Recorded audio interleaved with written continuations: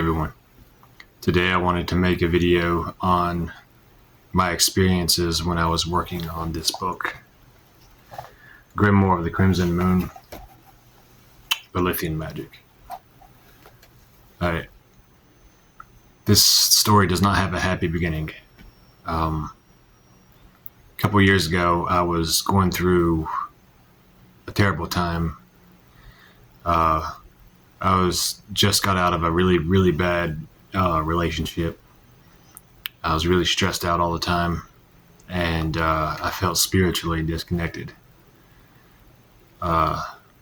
So one night I walked to the fields because I felt a tremendous draw to the fields. And I felt Lilith's presence, and I was guided by some owls that I heard hooting in the distance. And I went out there and just started praying to Lilith and telling her of everything that was going on and stuff. And I told her that I wanted to be linked with her more so than any mortal has ever been linked to her before or could be since. And I felt that that was the only thing that I wanted out of life, was to be linked with her and her energy for eternity. And I made a statement to her that I wanted to write a grimoire dedicated to her. It didn't have any fluff in it, that did not have any bullshit, about myself that covered like half the book. Just a true devotion to her in book form. I wanted to make what Liber Lilith by Donald Tyson could have been if it was real, because he admitted that it was fiction. So I dedicated to her because the pacts that I made before, it seemed like I was the only one keeping up my end of the deals. Like there was some kind of thing blocking those links. And it was like it was silence on the other side of those pacts that I had made in the past. And I wonder if it was her just, blocking all that, saying, no, you're mine, kind of deal, But anyways, when I came back and I decided to write a book dedicated to her, a grimoire, I started walking down that path. I started making an altar to Lilith, started giving regular offerings, learning different chants to work with her. In that early time period, she bestowed upon me a succubus who guided me through the different aspects of the book. And that succubus, I didn't add a sigil for, because she basically said that she did not want people not worthy of her presence to call upon her. But anyways, this is the authentic, original grimoire that I wrote everything in before I transcribed it. And my awesome editor and English major Victoria helped me transcribe it from this to the actual book. But it's some of the sigils from the original. But yeah, it was an intense time. One time I went out to town to ground early on, and I went to a bar, and I had quit drinking by that time, but I went there to just chill and just talk with random people and stuff, because I'm usually a to myself kind of person. I don't really socialize that much. But I went to the bar and I sat there and I got some food, and the little spray nozzle that they have for drinks, it lifted up out of its holder and then fell on the floor, and the lights flickered. That was crazy. I knew something was following me then. And one time I went to that same place and I went and I sat next to the window just looking out, just contemplating, the book. And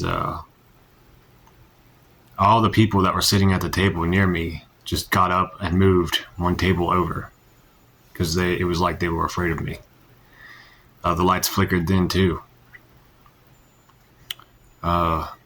People that were in my life that Lilith did not want in my life, they disappeared or they got sick constantly until we quit talking, and then they got better. But it was like she was completely sick of all the people that were in my life that were wasting my time, that were leading me down a path that she didn't want me to go down. So she was very protective of me at that time. And I went through a crisis period of having to break down an aspect of myself that was hindering myself like majorly. And Lilith made me go through that, and I'm really thankful for that, even though it was extremely painful. But after I got over that, I continued with the book. Like I said, I made a blood circle with pig blood, and it had her name or her names written around it in the vampiric alphabet. And I used that when I started working with the different names that she goes by, like Abeko, Amizo, Partasa, and so on. Also, around that time, I noticed almost every time that I did a ritual to Lilith, it would start storming, and it would start storming crazy. And I was like, I know you have these ancient Sumerian aspects linking you to storms and the winds and stuff. What do you want me to be focusing on in this book? And that's when she told me that she was originally a Sumerian and Mesopotamian demoness, and she ruled the Lilim demons, and the Lilith too. And the Jewish, they stole her name because they were terrified of her. I mean, you can see that in modern times that they're still scared of her. They try to bind her with these bowls and shit. But they took her name and they put her as Adam's first wife before Eve. And that was false. That was incorrect. And a lot of people base their experiences with her on that, going in with that understanding that she is that. And I've met a couple other people who have experienced Lilith in her more primal form of the storm goddess of Sumeria. And we shared common dreams. The dreams are, we are all standing in like a field type place with slow rolling hills in the distance. And up in the sky is a great storm, and Lilith's countenance just staring down at everybody, like gathering all her children together. And I thought that was really fascinating. My coffee maker going off. But yeah, as I continued to work through the book and things, I pretty much isolated myself, I guess you would say, from a lot of people. At first anyways, until I got into the sex magic aspects of it. And then she brought people to me that would assist me in those arts, as well as the necromancy. Victoria has been really, really instrumental in getting this book out, and the look of it. She came up with the cover design inspired by Lilith, and the back cover.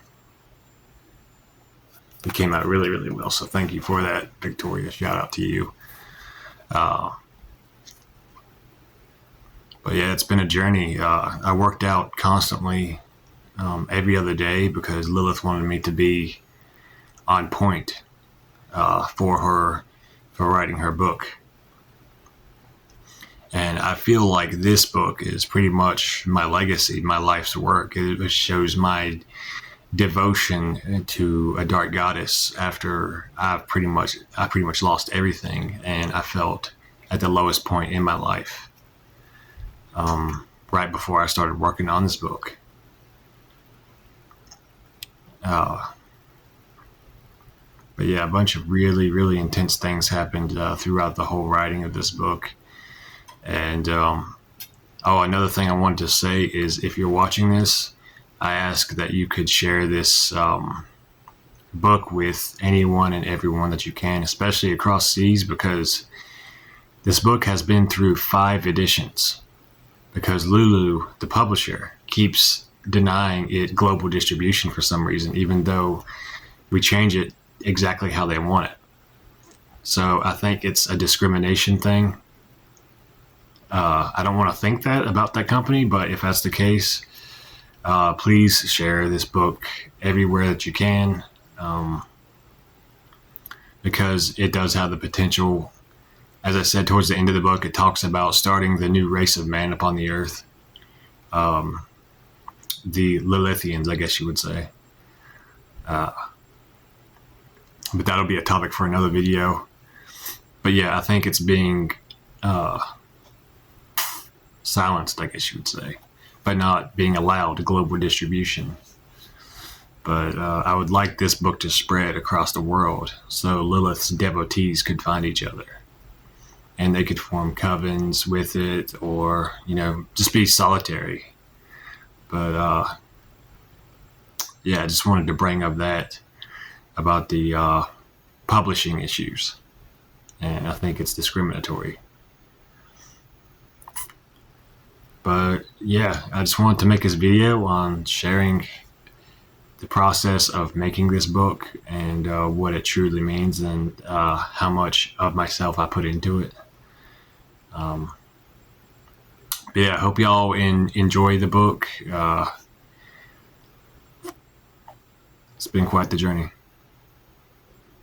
Hail Lilith.